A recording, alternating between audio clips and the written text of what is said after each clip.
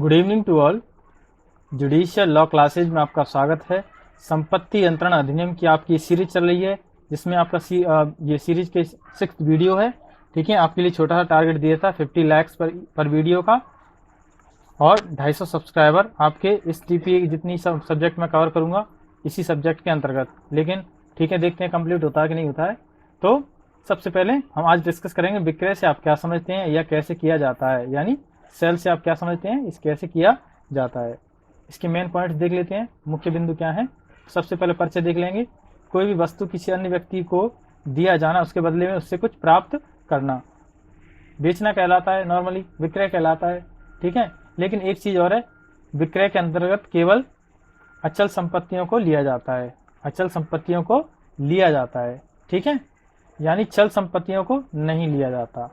ठीक है, तो यानी अचल संपत्ति में स्थावर संपत्तियां आती हैं और चल संपत्ति में जंगम संपत्तियां आती हैं। ठीक है, स्थावर में मुख्य रूप से आपके जैसे अधिनियम के अंतर्गत है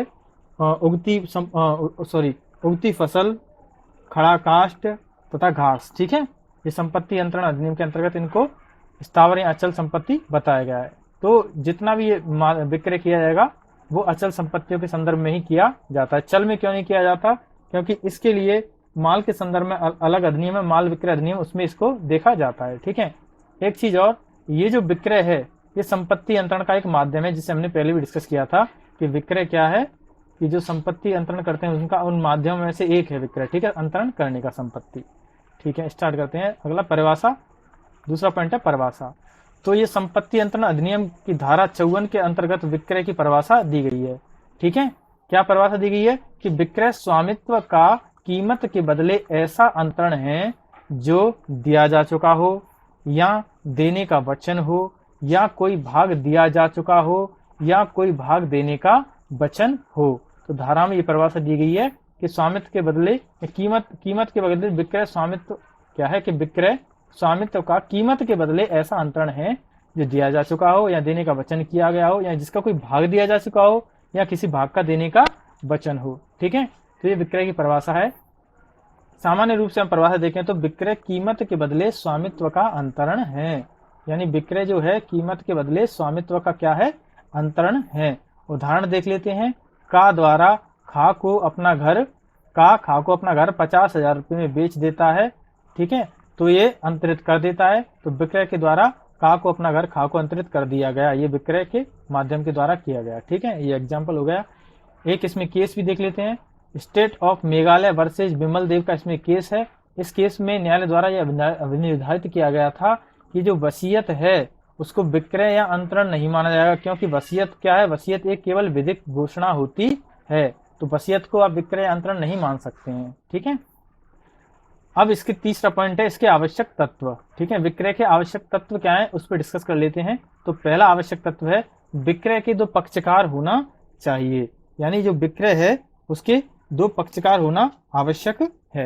यानी एक तो होगा विक्रेता और एक होगा क्रेता। पक्षकारों में कौन कौन आ जाएंगे? एक तो होगा विक्रेता, एक होगा क्रेता। विक्रेता यानी अंतरक, विक्रेता कौन होगा, अंतरक, और क्रेता होगा अंतरिती जो खरीद रहा है। ठीक है, अब इन दोनों के समझ में ये एक चीज ये भी है कि वयस्क होने चाहिए, स्वस्थ चित्त होने चाहिए।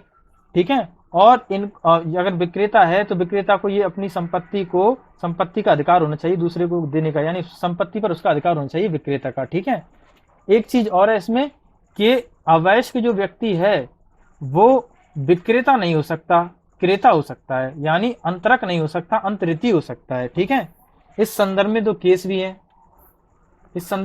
भी हैं। मोहर बीवी वर्सेस धर्मदास घोष का केस है। इसमें यह कहा गया था कि अवयस्क द्वारा विक्रय नहीं किया जा सकता। ठीक है, दूसरा केस ये है सुब्बा रेड्डी वर्सेस जी रेड्डी। इसमें यह कहा गया था कि अवयस्क क्रेता हो सकता है, अवयस्क क्रेता हो सकता है, विक्रेता नहीं। ठीक है, दूसरा आवश्यक तत्व देख लेते हैं। दूसरा आवश्यक तत्व है विक्रय की विषय वस्तु, यानी विक्रय की विषय वस्तु के बारे में बताया गया है। तो विक्रय की वस्तु में सिर्फ इतना ज्यादा चर्चा यही है कि विक्रय की जो वस्तु है वो चल संपत्ति ना होकर अचल संपत्ति होनी चाहिए, यानी स्थावर संपत्ति होनी चाहिए। ठीक है, और जो स्थावर संपत्ति में क्या कहा था ये हम पहले ही डिस्कस कर चुके हैं। ठीक है, चलो अगला आवश्यक तत्व। तीसरा आवश्यक तत्व देख लेते हैं, स्वामित्व का अंतरण। स्वामित्व का अंतरण यानी जो स्वामित्व है उसका, व्यक्ति का किसी भी संपत्ति पर उसका अंतरण किया जाना चाहिए, और जो अंतरण है वो विधि विरुद्ध नहीं हो और अनैतिक नहीं होना चाहिए। ठीक है। चौथा है आवश्यक तत्व प्रतिफल। विक्रय के अंतर्गत प्रतिफल का होना आवश्यक है। प्रतिफल के बिना, ये एक ऐसा आवश्यक तत्व है कि प्रतिफल के बिना विक्रय क्या है, विक्रय नहीं माना जा सकता है। तो प्रतिफल का होना अनिवार्य है। ठीक है।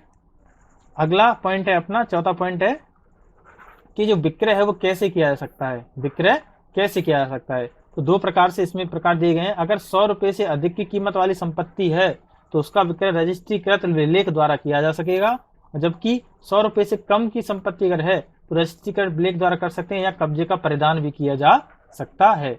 तो ये व्यक्ति पर निर्भर करेगा। ठीक है, कि वो रजिस्ट्रीकृत लेख द्वारा भी कर सकता है, वरना कब्जे का परिधान भी कर सकता है। ठीक है। अपना लास्ट पॉइंट देख लेते हैं, पांचवा, विक्रय तथा विक्रय करार में अंतर। ठीक है, यानी विक्रय और विक्रय करार में अंतर क्या है। तो विक्रय क्या है, विक्रय एक निष्पादित संविदा है। विक्रय क्या है, निष्पादित संविदा है, यानी इसके बाद में, विक्रय के बाद में कुछ भी शेष नहीं रह जाता है। ठीक है, विक्रय के बाद में कुछ भी शेष नहीं रह जाता, एक निष्पादित संविदा है। जबकि विक्रय करार क्या है, यह निष्पाद्य संविदा है, इसमें कुछ अंश शेष रह जाते हैं, यानी कुछ करने को शेष रह जाता है, निष्पाद्य संविदा है। दूसरा पॉइंट है, स्वामित्व अंतरित हो जाता है। विक्रय में क्या है, स्वामित्व अंतरित हो जाता है। ठीक है, लेकिन यहाँ क्या है, स्वामित्व अंतरित नहीं होता है। ठीक है, होता नहीं है, बाद में ये करार किया जाता है, तो करार के अंदर स्वामित्व अंतरित नहीं होता है। ठीक है, यानी यह भंग नहीं होता है। ठीक है, नॉर्मली क्या है कि विक्रय क्या है, भंग नहीं होता है, जबकि यह भंग किया जा सकता है, करार, विक्रय करार। ठीक है। चौथा है, भंग ना होने पर क्षतिपूर्ति नहीं। यदि भंग ना होने पर इसमें कोई क्षतिपूर्ति भी नहीं है। ठीक है, अगर ये भंग नहीं हुआ तो क्षतिपूर्ति नहीं है। यहाँ क्षतिपूर्ति हेतु वाद लाया जा सकता है। ठीक है, यहाँ पर क्षतिपूर्ति हेतु वाद भी लाया जा सकता है। ठीक है, भंग होने पर यहाँ पर क्षतिपूर्ति नहीं है। ठीक है, भंग ना नहीं, हाँ, यहाँ क्षतिपूर्ति होने पर वाद लाया जा सकता है, यहाँ पर ये ना नहीं है। हाँ, पांचवा पॉइंट है, का द्वारा खा को अपनी कार बेचना, इसका एक उदाहरण हो गया। ठीक है, लेकिन यहाँ पर का द्वारा खा को अपना घर बेचने के लिए वचन के साथ करार होना, यानी उसे वचन देना कि मैं तुम्हें अपना घर बेच दूंगा, ये मेरा घर है। ठीक है, तो आप ये दोनों के बीच क्या हो गया, करार हो गया। ठीक है, तो ये थी आज की वीडियो। चैनल को सब्सक्राइब जरूर करें, वीडियो को शेयर करें। Thank you.